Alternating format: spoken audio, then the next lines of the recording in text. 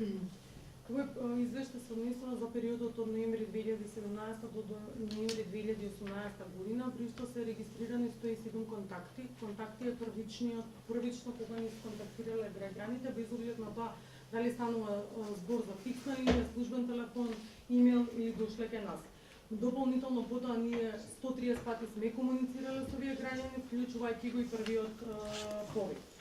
Кога броиме на деца потенцијални жртви, значи доколку се јави кај нас некој дојавува, сакам да биде јасно, и во семејството се јави за едно дете, во семејството знаеме дека живеат 5 деца, за нас 5 деца се потенцијални жртви затоа што го делат истиот простор и истиот начин на живење. Оваа година, значи од 107 случаи 100 деца биле потенцијални жртви на различни видови на прекршување на правата и ваква е бројката, бидејќи дел од граѓаните кои што се јавиле за некои општествени други проблеми, каде што директно не спомнале некакво учество на децата за да можеме да имаме некаква бројка во однос на тоа.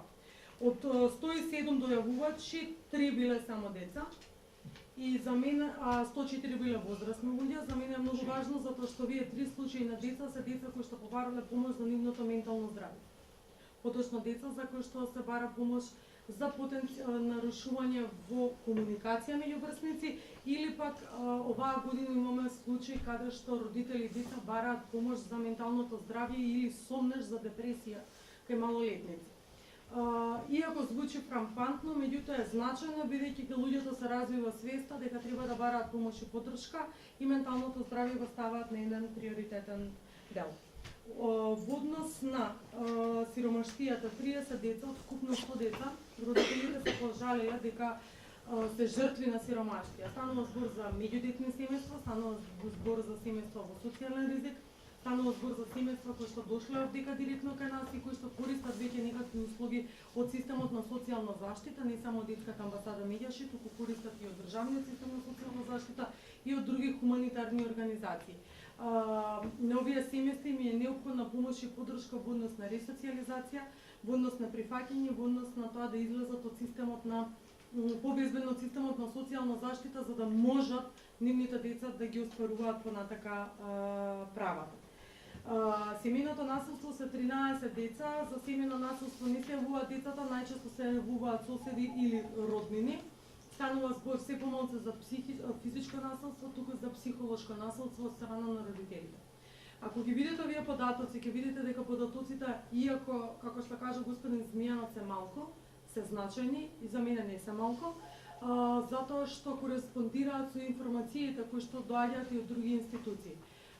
Имаме информации од УНИЦЕФ дека е голем бројот на насилство врз деца, што дека се покажува. И на помал примерок, имаме информации на државно ниво дека има детска сиромаштија, што и дека се покажува. Сакам да кажам дека сите информации кои што ги добиваме на државно ниво, без оглед на тоа дали потекнуваат од граѓански сектор или од државни институции, идат во насока.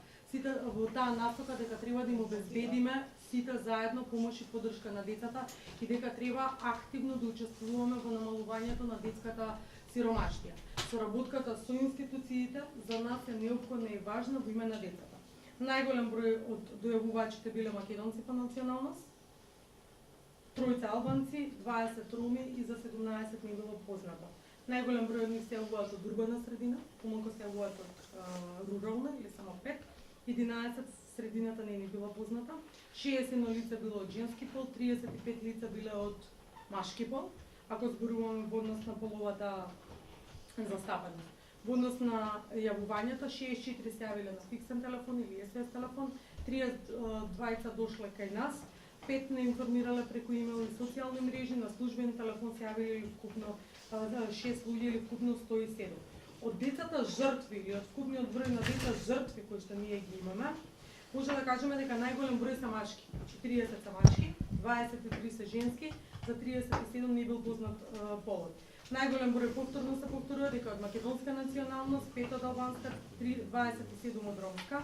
Во однос на возраста на децата жртви, најголем број се на училишна возраст или од 6 до 14 години, што не става акцент иако образованието задолжително за сите.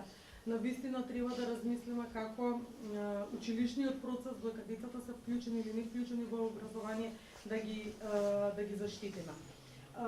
Оваа година имавме еден случај на семејно насилство во форма на негриша во кое што директно соработувавме со Центарот за социјална работа, со училиштата од кои што доаѓаат децата и во рок од 48 часа случајот беше решен. Сакам ова да го потенцирам како поттик дека заедничкото пренесување на информации, знаењето на надлежност доведуваат до заштита на децата за кои што им требало помош и поддршка во дадениот момент. Инаку стануваше збор за 4 деца жртви на неглиж. Доколку имате во однос на булингот, или како што рече господин Огненат, меѓуврсничкото насилство, повеќе родители се јавуваат да се информираат, отколку што деца се јавуваат. Физичкото насилство или тие случаи што сме ги евидентирале на тепачки во рамките на училиштата, се важни, меѓутоа уште поголем е проблемот со психолошкото насилство кое што се случува од прво одделение. Ние сакаме да ги поттикнеме и воспитувачите во градинките, да ги подготват децата, бидејќи булингот се случува во градинки, и во средна, и во голема група, а истите тие подоцна продолжуваат на училиште. Ги поттикнуваме наставниците да бараат помош и поддршка и од нас како организација, и од другите институции, а воедно и да ги користат ресурсите кои што им се дадени на располагање, како предмет животни вештини, каде што можат сами да одржат во согласност со закон работилници за намалување на оваа појава. И воедно сакам само да се заблагодарам до сите тие кои што работеле на СС телефонот, до волонтерите и до сите кои што даѓале овеќе делен себичен придонес за работата на оваа СС служба за помош и поддршка на децата, и ние остануваме отворени за било што.